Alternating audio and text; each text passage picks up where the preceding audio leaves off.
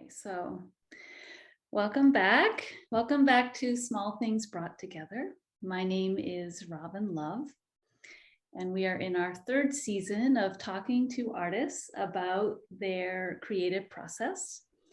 And these are long format conversations with lots of room to wander and make connections. So that's the invitation for the artist and for the viewer. So I'm very thrilled to have Bryana Bibbs with me today. Bryana is an artist who lives in Chicago and works with textiles and primarily textiles and paint, and is not so long out of a BFA program at the School of the Art Institute of Chicago.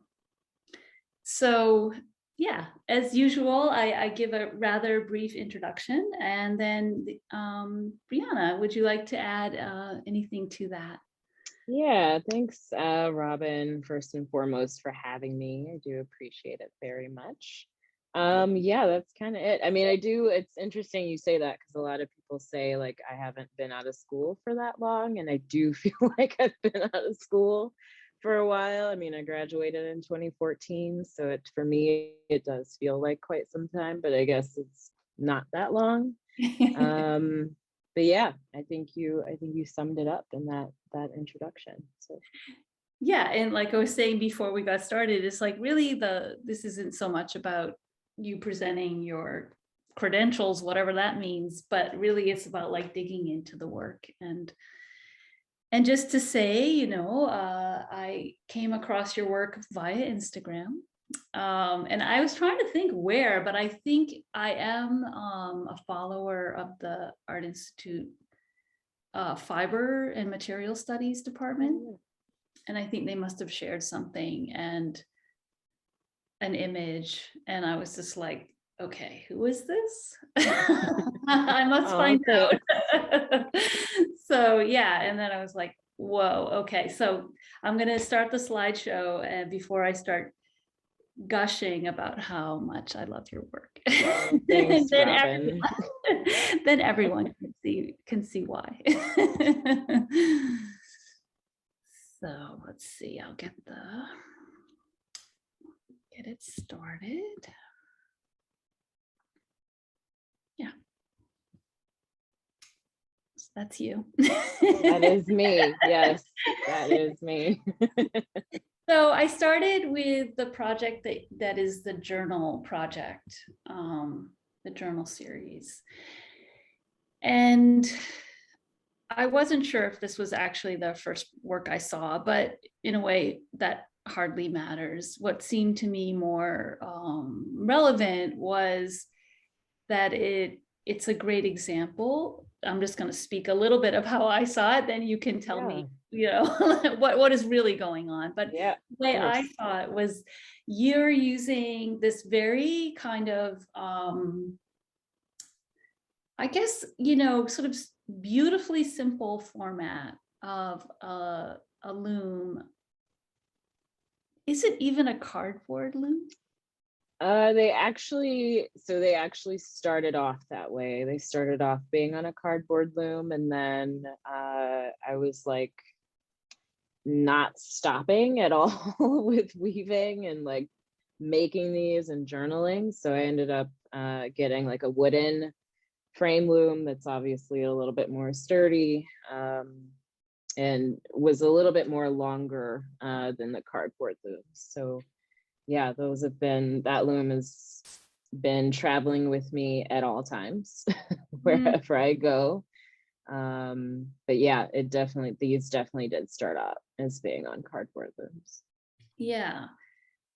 Yeah, so I love that there's just sort of like, okay, you have your physical structure, and then it's a journal. And then using this hand spun yarn rather than pen and ink to be your journal. And I guess, just to then say the image that originally caught my eye, I don't know if it was one of these or one of your quarantine pieces, but as someone who spins yarn, you know, to see it kind of like, I feel like you use a quality of hand spun yarn that I don't know that I've ever really seen anyone use, which Oh, is, you know, the way it will spin back on itself, and the way you like take advantage of this thing that probably for a lot of spinners and weavers would be like a mistake, but you're like just not even just using it, but like going right in, and it yeah.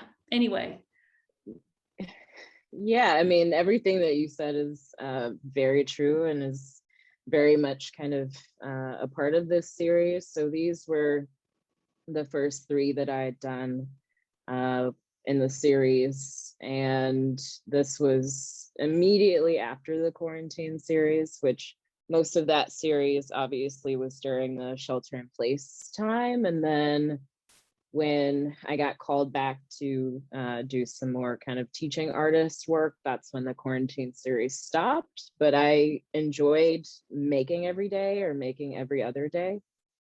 And I obviously enjoyed journaling. Like I used to do journals all the time as a kid and through my teens and like, you know, back through college and everything. So this for me is a way of telling people how I feel without actually telling people how I feel.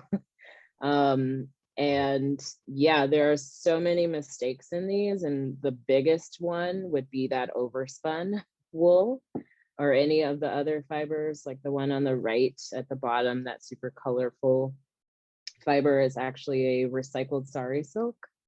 That's really, really nice and a little bit stiff when it's spun compared to the wool. But yeah, how I started with this was this kind of overspun material was actually towards like the end of the quarantine series, because I had ended up getting a spinning wheel on eBay, and because I had just really missed spinning. I hadn't spun in years, and I said, all right, let me let me try to get back into this again. And not realizing, you know, that I'm actually overspending the fiber, I just kind of went with it. And then when I started weaving and, you know, using the tapestry needle and like picking up every other thread to do the plain weave, I noticed that all that overspun fiber was kind of bunching up in between the warp threads. And at one point in the quarantine series, I didn't pull it out. Like I didn't straighten it out as I think most of us who are weavers would want to do. I just kept it. And then any other time it happened, it just stayed there. So over time, I just really enjoyed this kind of crazy organic overspun material that was a mistake. So, yeah, I mean, I love it, and I love that it's you know, part of a journal series. You know, there's something just so evocative of that. And I mean, I have a million questions, and I actually thought, oh, I'm yeah. just gonna put all of them into the slideshow, and then I realized, like, no, there's an entire year here.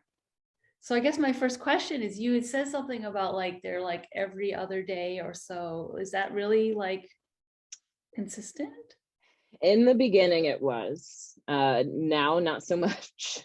Now, not so much. Maybe, ooh, now it's kind of like maybe once a week, or sometimes a little bit more than that. Like I have one that I've started now that's on my loom, and it's just like staring at me like it needs to be finished. But they're all dated, you know, based off of when it was started, and if it was completed the same day, then that would just be the title. But if it was finished on another day, like it would be, I don't know, 10/25 slash, you know, 10/27 or whatever date I finished it. And yeah, I mean, I when I started doing a lot of these, because so far I have over 100 of them, and these started on the first one on the left started, I think that one is July 30th of last year. So I hit 100 like in the summer. And I used to put just like a bunch of pressure on myself of like, I have to complete it, right? Like I have to get these done. I have to keep producing them. But then I think that takes a little bit away of like the message of what a journal series is, right? Because it's like, even if you're hand writing journals, like you're probably not journaling every day. And then if there's time in between when you are journaling, you're probably catching up to during that time that you weren't journaling, and just kind of like writing about the month that you've had or the week that you've had or whatever. So I want to try to keep that same spirit in these hand woven journals. Yeah, I love that. And you know, I guess I'm not actually someone who's been very good at journaling, but appreciating that, like some days you write one sentence and some days you fill 5 pages. Yeah, Right. yeah, yeah. Right. And some of these, yeah, I did like multiple in one day. So Oh, wow. I love, oh, so yeah. yeah, so I did make a bunch. So there's a bunch, and I want to say that it would be an hour or two well spent to go on your website, take time and look at every single image you have on there, because they're really, each one is so worthy of attention. And when I first thought, oh, I'll just like boom, boom, boom, and then I was like, oh my gosh, there's so many of them, I can't fill a slideshow. Like, we won't be able to take care to really look at them. So then it was like, all right, let me just try to pick some themes that I saw that came up in terms of structure or something like that. But Yeah. anyway, I have a few here, and yeah, I mean, obviously, I love that you know, some of them are like the one in the middle is just like jammed, and then you have some that are just completely plain weave. There's nothing else. And the sort of journal aspect of it really for me comes through. And I don't know exactly what was going on for you, but like there, it evokes feelings. Yeah, for sure. Yeah. And I did notice, to add to that, I did notice the more that I was doing them, uh, I can tell like what days were great days and what days were like not that great. Which is interesting. But yeah, I like when I had them laid out and when I started taking photographs of them, I was like, oh, I'm noticing like this was a great day, but that day was not that great. So it's kind of weird that they do come across as having so much emotion and so much feeling to them. And I think in your description on your website, you talk about like the idea of lines, and Mhm. like I, you know, immediately was like, oh right, like, you know, a lot of people write in a journal with lined paper, and you're writing lines of text, and weaving is, you know, consists of the warp and the weft, and those are lines basically. But then there's the space in between the line, you know. So I don't know. It really it was very fun to look at them and to kind of play with how did you take the notion of a journal and then just like transform it using this very simple structure. Yeah. Yeah, and it's everything is in plain weave. Um, Occasionally I might do like a basket kind of weave, which is just essentially another version of plain weave in my mind. Um, but I feel like there's not a lot of need to experiment with structure yet, just because I think the material speaks so much for itself.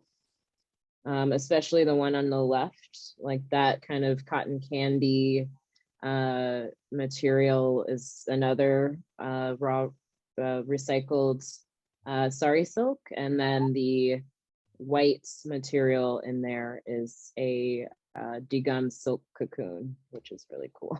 Mm. Yeah, I guess a question I also had was, are these yarns that you have spun and sort of in your stash, or were you then spinning for these particular weavings? Yeah, I was actually spinning for these. So during quarantine, as things kind of slowly started to open up, like later on in the year, there's a fiber store that I order from in Kentucky, and they have these grab bags, and they just shove like a bunch of fiber in the bag, and it's like I think it's like a 8-ounce bag or something along those lines, and it was fairly cheap at that time. I don't know what it is now, but it was like $10 a bag. And I would get really great materials from that bag, one of which is that recycled sari silk, and then the other is that the silk cocoons.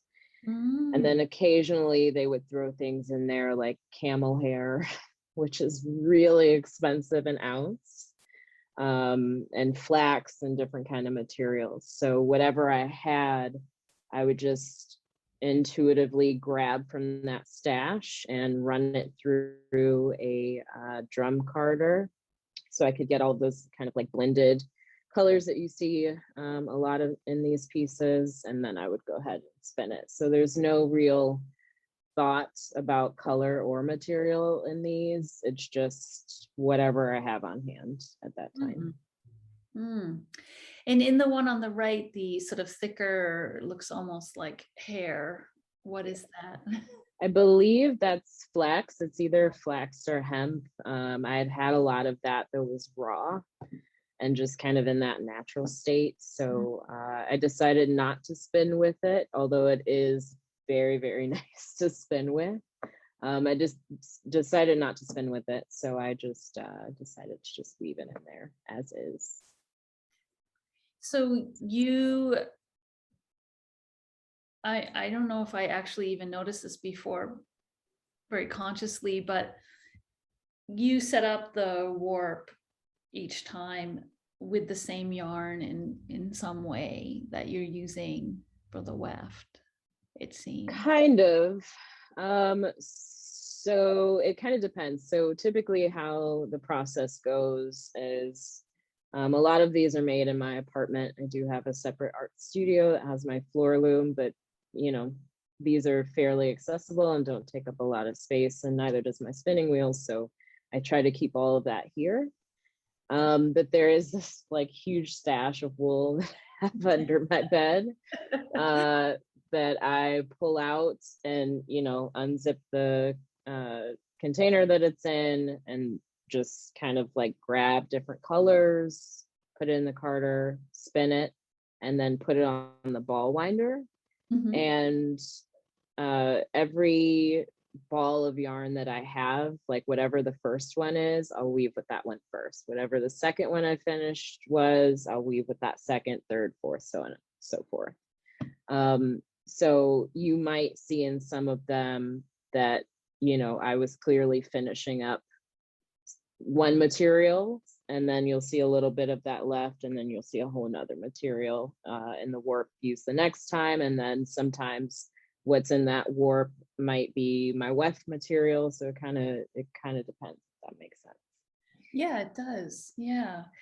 I I think I had mentioned earlier when we talked earlier that I had interviewed another weaver, Mackenzie Kelly Frere, Mhm. and so we talked a little bit about like how rules can be freeing. And um I don't know, I guess I'm hearing a little bit in your process of like, well, there's the structure, like every day it's on the same thing, but in a way it's like you're sort of pulling and you're not making a decision, I want this color, and then you like, in a way your rule is like, I'm just finishing up this one until it ends, and then I'm finishing up that one. And I don't know, is that Yeah, correct? yeah, that's exactly how it is. I mean, I guess maybe I would be thinking about color, because I do love color and I do love color representation and things like that. So maybe in those in a specific moment or mood that I'm having, yeah, maybe I am like picking a certain color, although it might not feel that way to me. Um, but yeah, everything I try to make weaving as free as possible, just because it can be very like cookie cutter and very structured, especially when you're trying to make weavings that are functional, like rugs or placemats or whatever. But because these are not functional to me, I try to treat them that way. You know, like if there's going to be moments where I skip over a few warp threads when, you know, I'm weaving a pick, that's fine. Like nobody's gonna be using this for something functional, so I'll just leave it in there. Right, right. And I guess that I'm gonna keep moving. Oh, these are some more slightly more plain weave. So was is your training in weaving? Is that what you studied in school, or do you have other training also as It, a yeah, weaver? yeah. So I went to SAIC in 2009, and when I entered in 2009, I wanted to become this painter. Like I really wanted to be an abstract painter, but I just the more that I kind of stayed in that department, I realized that that department wasn't really for me. I'd learned a lot of really great things, especially on color. Like I had taken a really good color painting class that was really, really useful. But other than that, I didn't really feel fulfilled. So I was, you know, scrolling through courses one day in 2010, and I saw that there was an intro to fibers class. Didn't really know what that meant, other than, you know, in the description, they said, you'll learn how to weave, you'll learn how to do crochet and knits, you may learn how to do some quilting, applique, so on and so forth. So my mom did teach me how to crochet a little bit. And then my grandfather, his mother in the South had made so many quilts. We have so many family quilts. So I kind of knew fiber through those two techniques. But initially, when I'd learned weaving in that intro class, I thought I was going to hate it because there were so many steps. Right. There was math involved, you know, and Right. I thought I was done with math. Having to do like the ends per inch, and then, you know, you got to make sure your tension's right and make sure everything's threaded properly. And then, you know, that's based on the harnesses you have. It's just a lot. So I really thought that I was going to hate it. But when we got through all the threading and the dressing of the loom, and we were able to like sit down and run that shuttle through and just like hit it with the beater, I was like, this is nice and relaxing and like meditative in this really weird way, especially if you have like really nice music going and you're just kind of like running that shuttle back and forth. So I did really enjoy it, and I decided to stick with it and took some other really great and useful classes while I was at SAIC, like natural dyeing.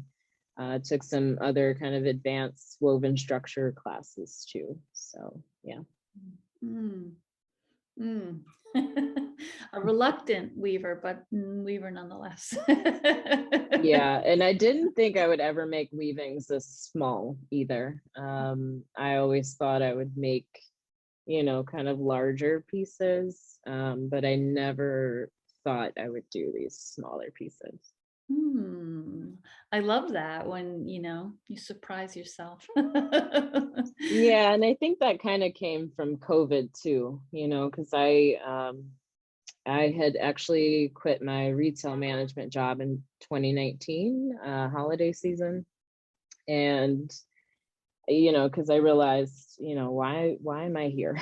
Like, you know, I need to be making art. I did go to art school. Like I needed to try to get back into the swing of things. So was offered a solo show by a gallery here in Chicago, and it had plans to make these kind of larger scale weavings, but with COVID then happening, I couldn't go to my studio because it's a community space. So they had kind of shut down. So I was forced to do stuff at home, I guess you could say.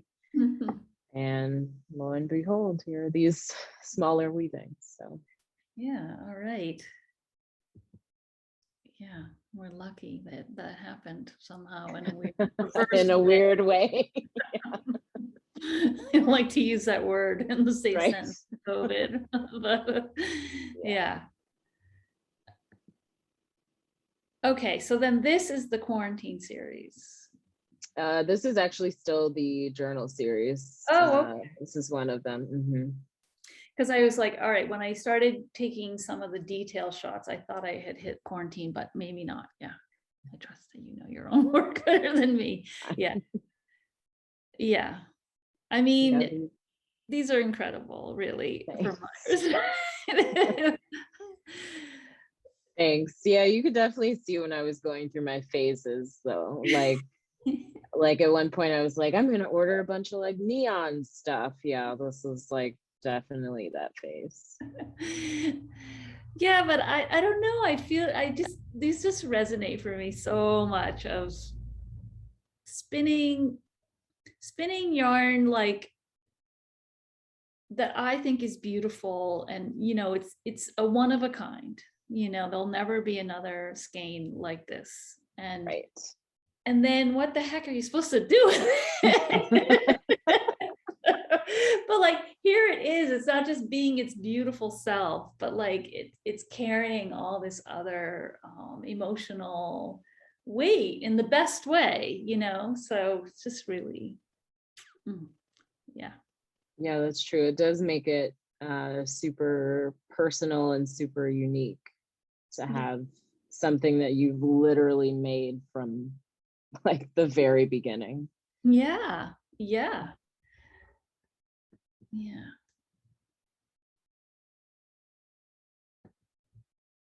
This is the last one. Yeah, I thought, all right, I'll end with a plain weave. Which appreciating. Yeah, that one turned out to be a weird, like not quite plaid, but like almost plaid, which was not intentional at all. In the best way, though. So now, am I correct in saying that this was a quarantine? That is also a journal. Yeah, because those, those little white balls, those wool neps are really great, and I started using them in the journal series a little bit. Oh, okay. Here we go. And that's a quarantine. Yeah, that's my first one that I remember. Yes, now I remember. Yes, because these have more. I feel like the journal ones, you know, like again, like you kind of set some rules for yourself, and then they were this ongoing process. And then these feel more like you're exploring some weaving as a thing. 100%. Yeah, this first one, I look at it and I'm like, yeah, I was definitely trying to figure out what to do during this time. Because you know, I kind of did the like traditional thing of like the wrapping of the weft, which is like such a Sheila Hicks thing. And then like the braiding of the weft, like for every pick, which I do enjoy that very much still. But yeah, this was definitely like me trying to figure out what to do.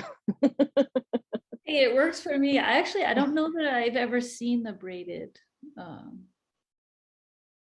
weft. So yeah, I feel like I have seen it somewhere. I don't know who I could have been referencing, but yeah, definitely the wrapping of the weft. It's definitely a Sheila Hicks vibe there. Well, one of the things that I've been doing lately, when I start to get like uptight about things, I say, what would Sheila Hicks do? Yeah, love everything about Sheila Hicks. Like the fact that she's still creating to this day is just incredible. Yeah. Yeah, and she's not like wasting her time on little like, shouldn't I, you know?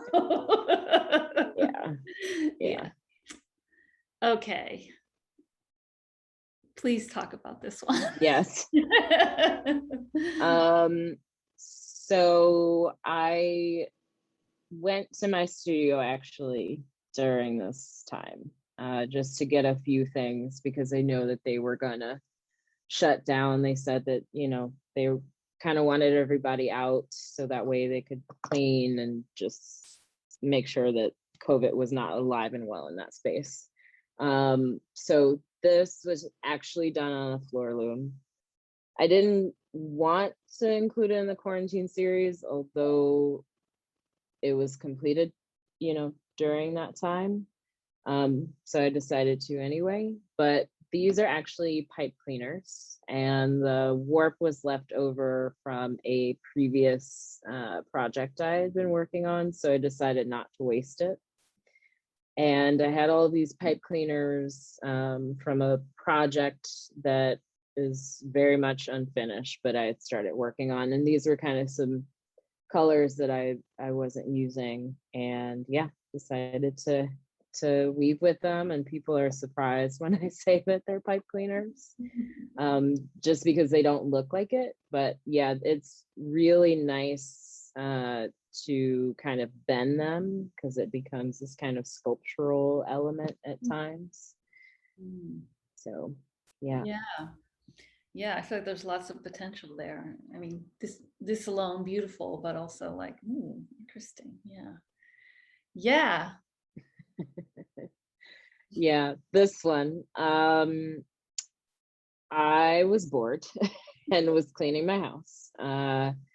And I found, as I'm sure a lot of people did, they probably had junk mail that they were kind of sifting through the regular mail. And I decided to ruin my blender and make homemade junk mail paper. And I didn't have any kind of, paper making materials. So I used a grease splatter screen that you would use for cooking.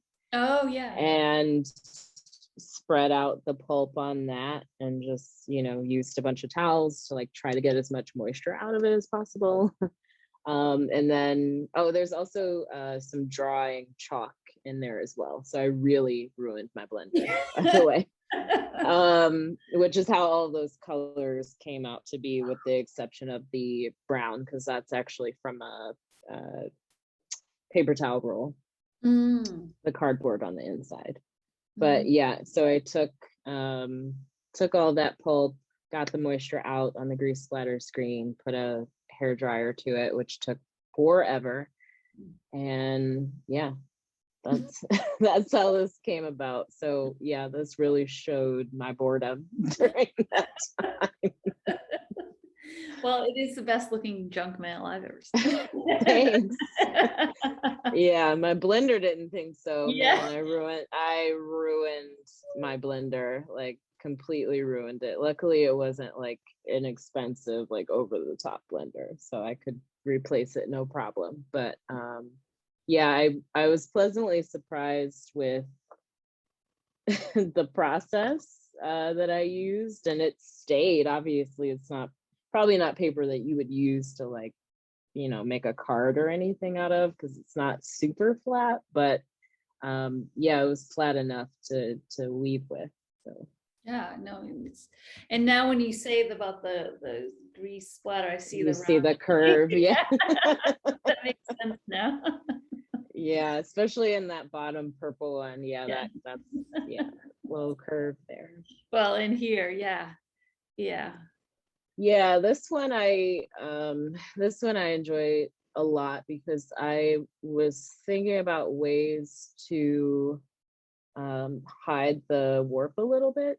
So I, would cut the junk mail paper, but then when I got it woven in there, I would try to line up where the warp threads were. So I would cut slits in them, not obviously all the way to the top, but I would cut it enough where it could be pushed down and kind of be, seated in between those warp threads. So.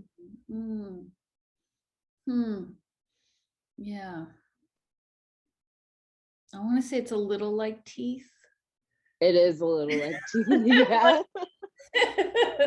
But it's like it's a little makes it a little bit funny and like And fun. these were super, like, these were really fragile. The actually the brown cardboard, like, paper roll, that was actually pretty sturdy for the most part, but all of the other ones, that had the chalk color in there, yeah, they were like really, really kind of fragile. And sometimes, little bits would kind of break off here and there. But it was fun. It was fun to ruin a blender during COVID. Yeah. Oh, yeah, yeah. And Yeah, then, yeah, go ahead. Sorry. oh, well, I mean, this is when I saw this, I was like, oh, then you're like, again, it compared to the journal ones, it felt like you were really pushing like, what is weaving, Yeah, and then I was also, uh using stuff that I just had in my house. Like, this clay was actually leftover clay from just kind of a spontaneous project I would do. Um, and yeah, I had a bunch of clay left over that was still pretty good. So I just made all of these random shapes, didn't really have any kind of thought behind it, and then would weave with it. So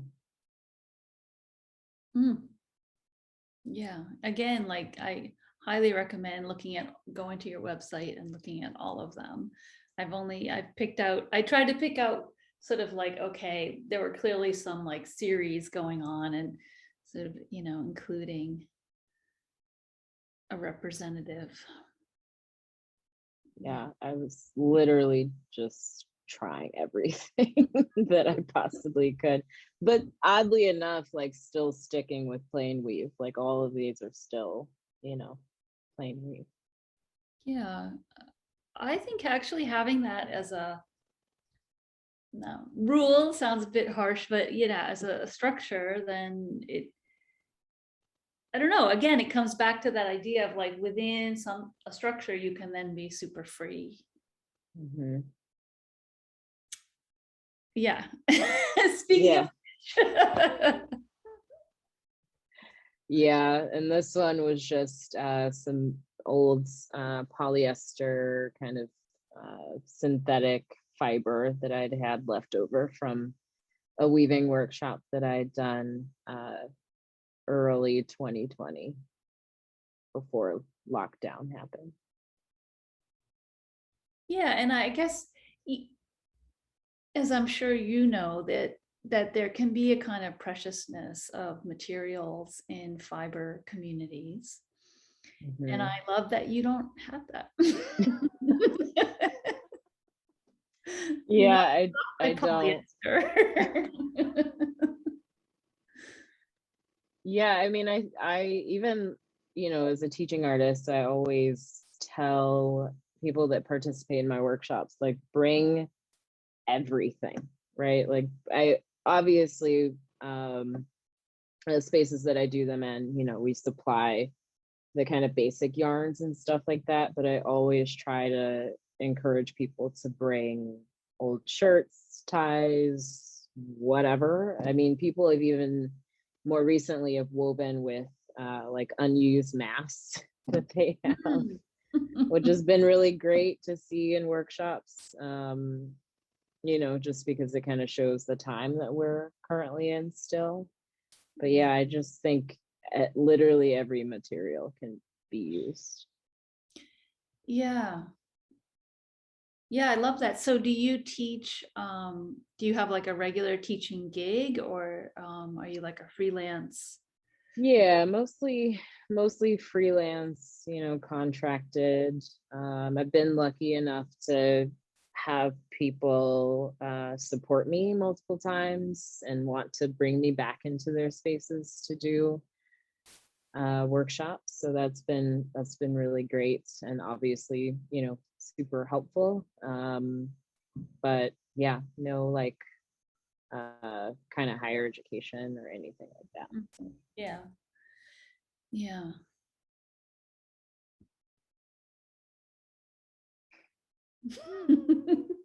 Yeah, I was just doing stuff. I love it. I mean, it's like, Yeah. I mean, there's obviously some hair references going on for me anyway. But There's a lot happening with this. I mean, it's interesting. It kind of shows, for me, I think it kind of shows like probably where everybody's mindset was during lockdown, like just kind of being all over the place and literally doing any and everything to try to stay busy and not be bored. yeah, well, I mean, I think it's hilarious, actually. Yeah, I think it is too. I think it is too. Yeah, yeah.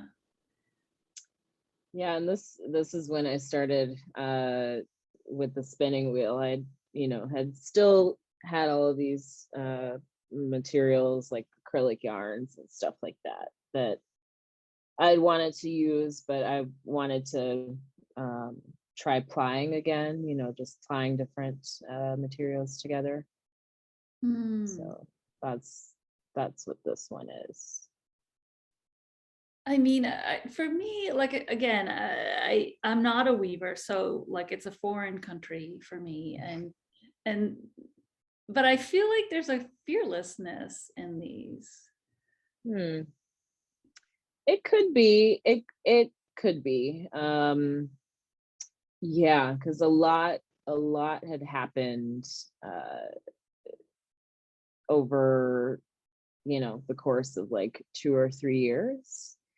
And because of those things, I felt like I wasn't really, making and producing things that I wanted to produce. So I think a lot of the quarantine series, is just me trying to not be bored and like get back into the practice a little bit. But I do think it was just a step forward in me doing what I wanted to do without having anybody tell me like, no, you shouldn't do it that way. Like this was completely me doing whatever I wanted to do and when I wanted to do Yeah.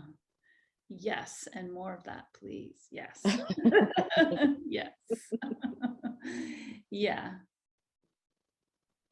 Yeah, these seem to be sort of related also.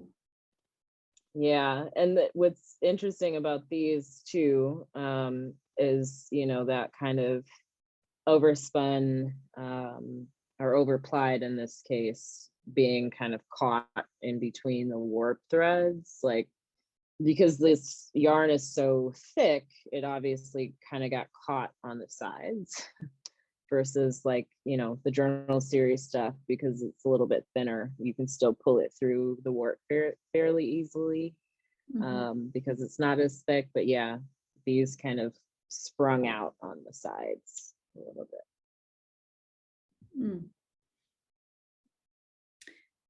Yeah, this is actually the last one from the quarantine series, and it feels a little more somber actually that I picked out. I know you have more on your website, but yeah.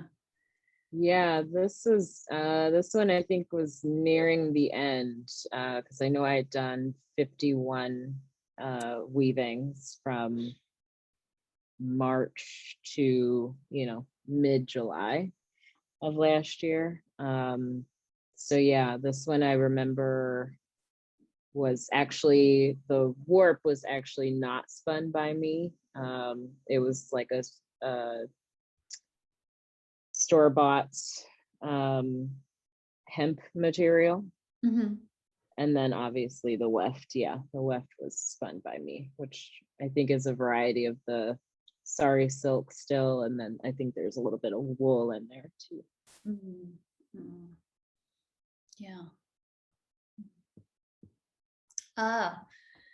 So these are your larger pieces, and I feel like I should know this because you have it documented on the website, but now I'm forgetting. These came before COVID or during?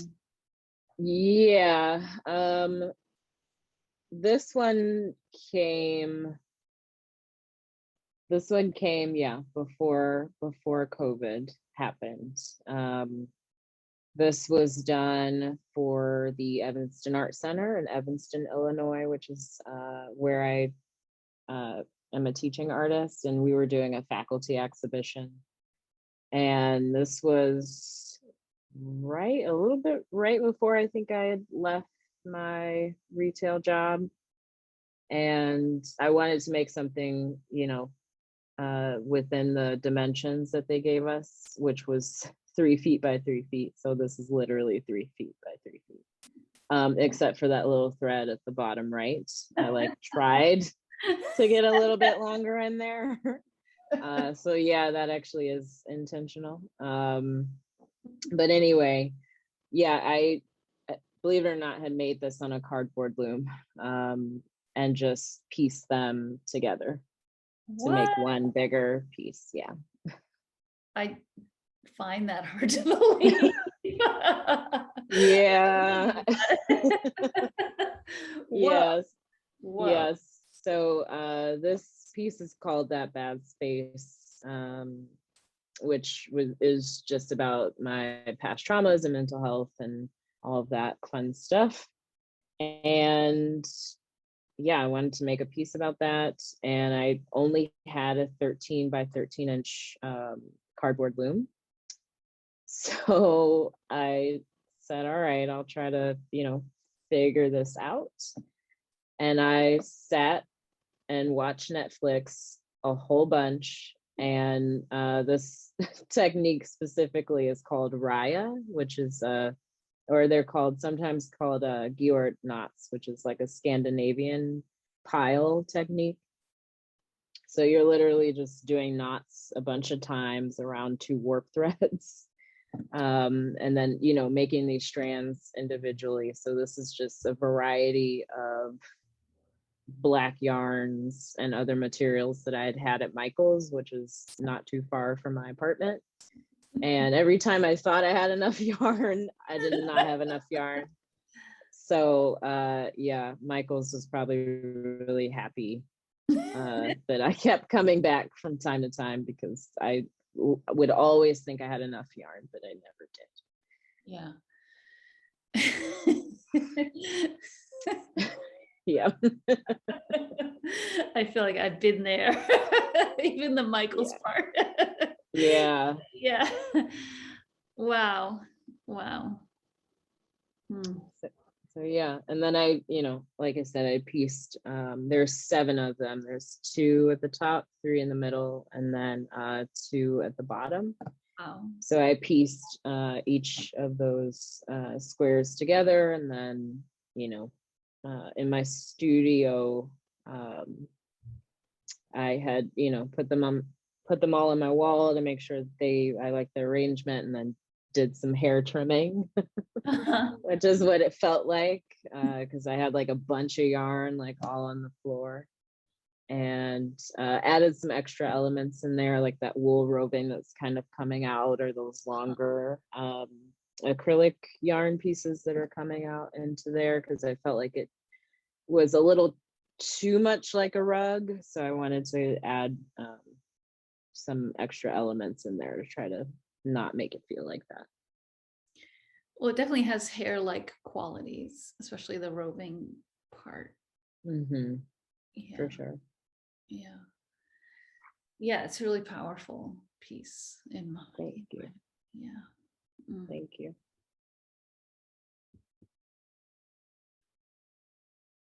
And this one's also one of your larger works.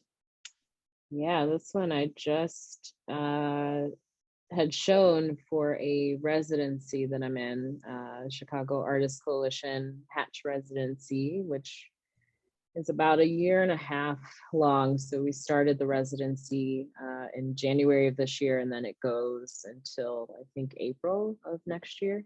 Oh. But anyway, yeah, we had a group show a couple of months ago. I can't believe it time is like flying this year. But anyway, this piece I had finished this year, and it's called Did You Ever Find What You Were Looking For?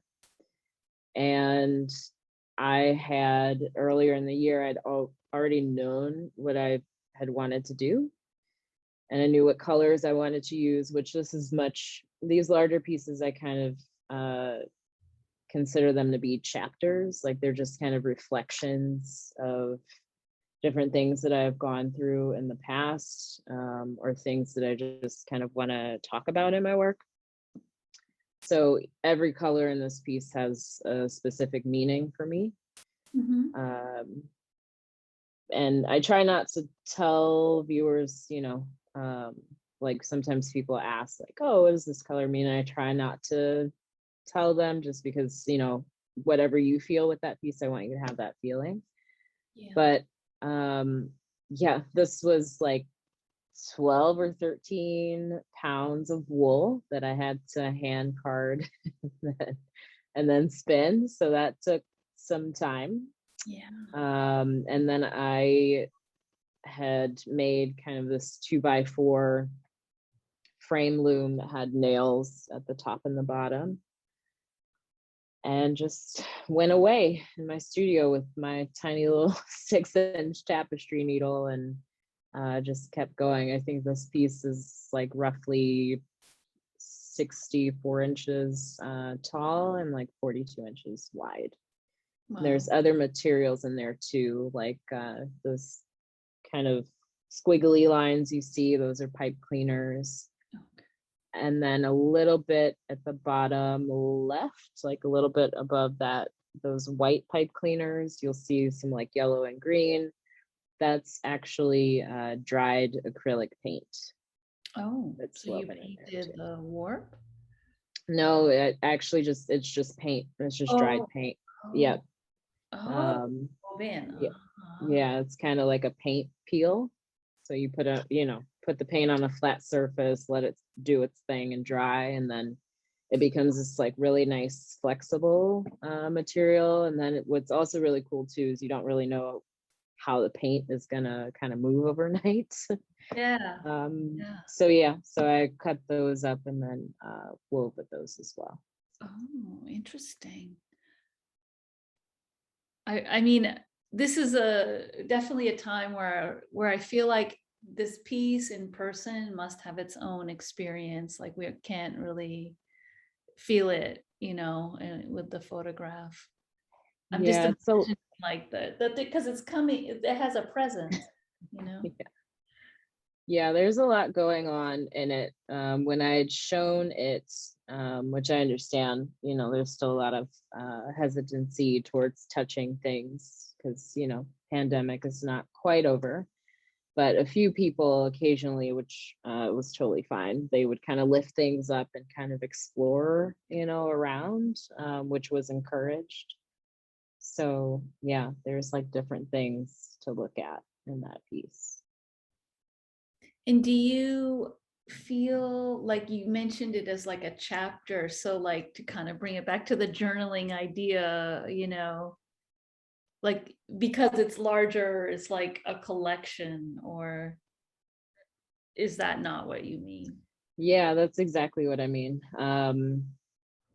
Yeah, that I think with a lot of my larger works, there's always like a topic, and then I take that topic and I take those emotions, and then whatever colors match those emotions, I kind of create that larger piece. Yeah. I mean, I feel like we haven't really overtly spoken about time. I mean, the quarantine, the journaling, these are like, time is a huge participant in your work. Yeah, even physically. Yeah. Because every time I would think I'd be close to being done, especially with this piece, I'd step away and be like, oh, I have so much more to go. But that's just weaving. Weaving is a very can be a very slow process. And because, you know, the weft and the warp is so thin, you know, obviously I knew it was going to take a little bit of time. And this is hand spun yarn. Mm-hmm. Yeah. Yeah. some of it, which is not, you can't really tell so much in this photo, but some of it I just kind of hand carded different blacks together. So there's merino wool in here, there's a Corriedale wool in here. Merino is like very soft and silky, and Corriedale is a little bit rough, I guess you can say, but is still amazing to spin with. So I would kind of blend those two textures together, just to see what they would do. And then I use like a synthetic bamboo black roving in here as well. So yeah, just all different kinds of things happening in here. Are you, I mean, when you described the weaving with the acrylic painting, I mean, that feels like such a step away from these other techniques that you've sort of invented, it seems. And do you see yourself continuing to do that? With the dried paint, totally. Yeah. I mean, all right, I'll say this: it hasn't cracked on me yet. until it cracks. Until, you know, I'm sure as years go on, it's probably gonna really kind of stiffen up and probably eventually crack. But for right now, it's very flexible and is not doing that. And then it's nice because I do miss painting, and sometimes, you know, I'll do it on my weavings. But incorporating paint, but like weaving with it is, I don't know, there's something about that that's really nice. Yeah. I mean, I'm super intrigued by that. It uses a lot of paint, that I will say. It uses up quite a bit of paint, so that's not fun. But you know, that's costly, but still right, still nice. well, you can do a small. Yeah, just yeah, that's true. 13 by 13 sounds good. Right, yeah, that's true. Yeah, so this is also one of your larger pieces, which has a completely different feel suddenly. Yeah, this one was titled Cold Play, and this was for the solo show that I was telling you about that I was offered right after I had quit my job. And the title of that show was Power Trip. And I was just basically talking about a near decade long, off and on, really kind of toxic, traumatic, narcissistic relationship that I was in. And yeah, I mean, this piece, I'm not going to say too much about it, but I'm sure people could probably tell what I'm referencing. The material is a bunch of random material from a gown that I had tried on. I didn't own the gown, but I remembered what materials were in that gown. And or a few gowns, I will say. And yeah, I found some materials that were similar, some colors that were similar, and had, you know, cut them up and wove with them. There's tulle in here, there's lace in here. There's also a zipper somewhere in here. I know it's like in the upper left side of the piece. There's a zipper. There's also like garment boning. There's a bunch of different materials in here. And then the veil is cathedral length. And then I had added the lace trimming to the veil. Hmm. Hmm. Hmm. Yeah. In sharp contrast. Yes.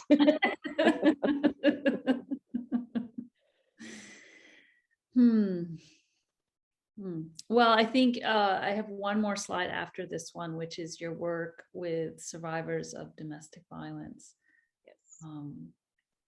So I don't know if you want to talk about this one or not. Yeah, I do. Yeah, okay. Yeah. This little guy, I had done on the frame loom, and the material is like a nylon fiber, which is the white, mixed in with a little bit of wool to help the spinning out with that. And then wool for the red and the blue. And then there's also some Angelina fiber in there, which is like this really great metallic fiber.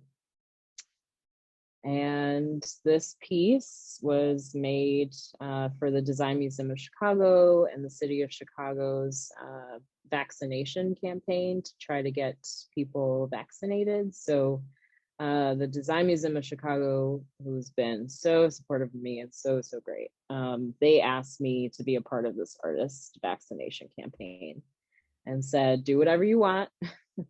Just send us the photo of the piece that you create. So of course, typical me is like, what weird thing am I going to try to weave with?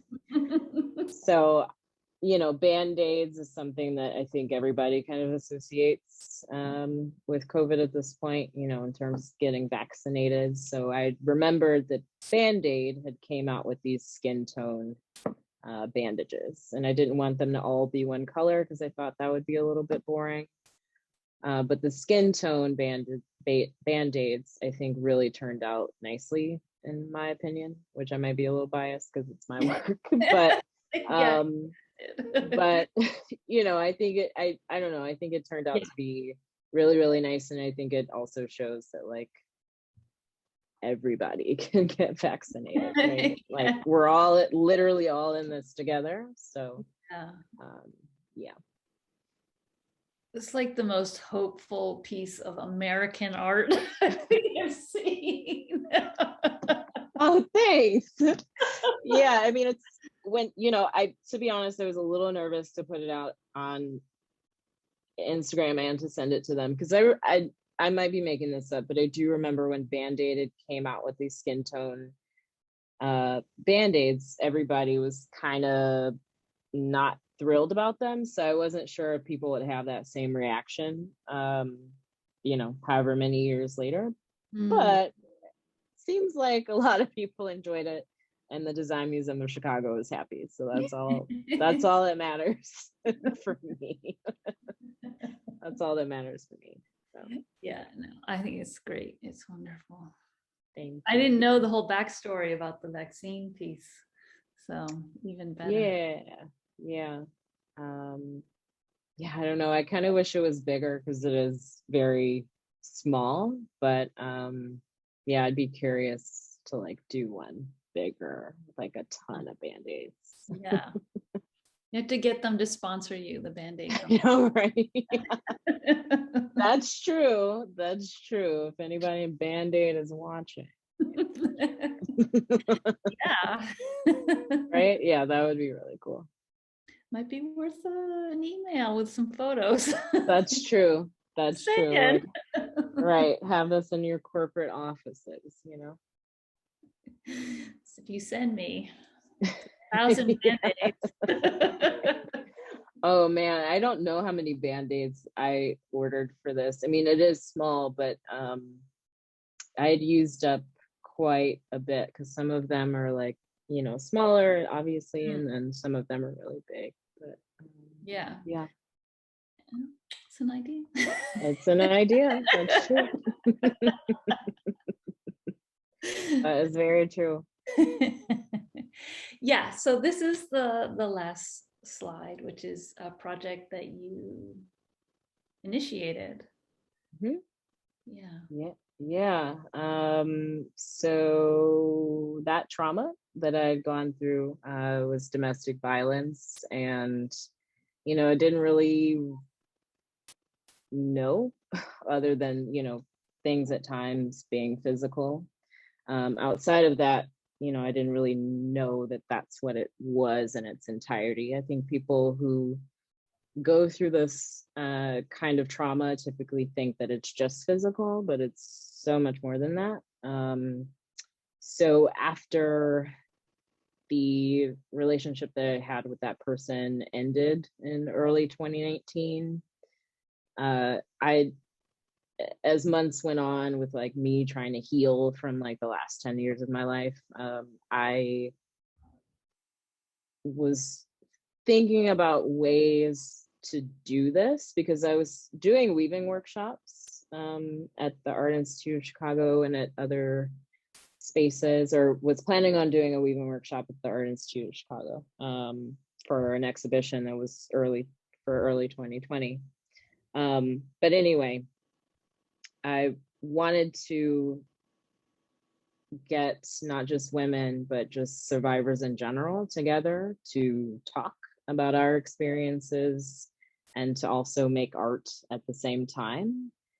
And after I left my job later in 2019 and started weaving again, that's when I realized how relaxing and meditative it was. Because obviously, while I was in this relationship, with the exception of being in school at SAIC, I wasn't making anything.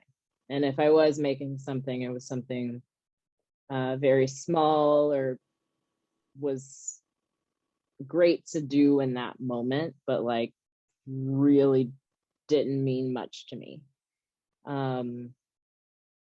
So again, after it, I had started weaving the quarantine series and stuff like that, there was an art space in Oak Park called Compound Yellow, and I had reached out to the founder of that space, Laura, who's super, super great. And I said, hey, what do you think about me doing these weaving workshops in September? It was September of 2020.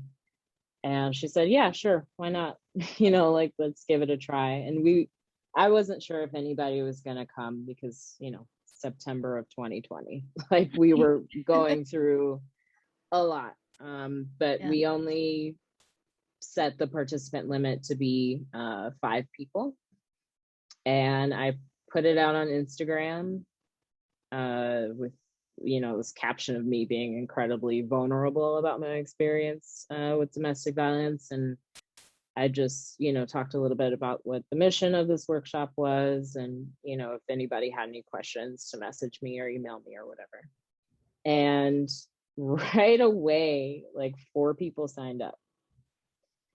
And I was very surprised because, again, this is literally in the heart of COVID. So I really didn't think anybody would sign up. And I think the week before the workshop, we had one more person sign up. But then, my anxiety kicked in of like, yeah, these, people signed up, but I wasn't sure if anybody was going to show. Everyone showed. Every single person showed. And we sat down and we talked about these really traumatic experiences. But what I found so fascinating about it is everybody was working. So everybody got a cardboard loom. Everybody brought experimental kind of non-traditional weaving materials with them too. They didn't have to pay anything because the workshops are free. And yeah, we just like talked. And everybody listened, although they were working, which I think most times, people always think when somebody's not looking directly at them, they're not paying attention. And I've learned firsthand in that workshop that was not the case. Everybody listened to one another, and the weavings that came out of that workshop were just phenomenal. But most importantly, we all got to realize that we had essentially gone through the same things, just with different people, Yeah. and at different times in our lives too, you Mm. know. So yeah, I, with it still being so new, I feel like I've done more than what I thought I would do. I curated a show at a space in Evanston called Open Studio Project, and they have a gallery space called Gallery 901. And they've also been really supportive of this project. And they said, hey, do you want to see if your, past participants would want to participate in a curated show? And I reached out to the past participants, and yeah, I had 13 weavings in that show, and it was great because it was a smaller gallery space. It wasn't like a huge space, so it fit perfectly.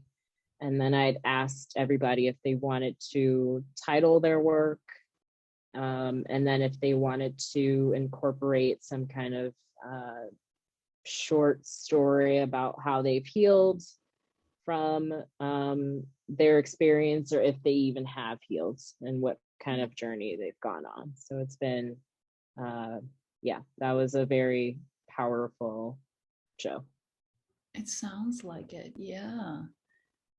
I mean, I feel like the you're at the tip of the iceberg here. I mean, with COVID and domestic violence being, from people having to be in spaces together, and it's like hidden, and I just think, Yeah. yeah, yeah, thank you Yeah. for doing this. Thank you. Yeah. I mean, in a weird way, like I feel like I kind of have to, I mean, as strange as that sounds, like, I'm a few years removed from that person. So, it's all about me kind of taking my voice back and like finding out who I am again. And I don't know, I feel like this project is like that journey for me, but also me being 100% aware that like people need stuff like this. Like I wish I had come across a project like this, during that time in my life. Yeah, I mean, and you tap into this phenomenon of people coming together to work with their hands and talk.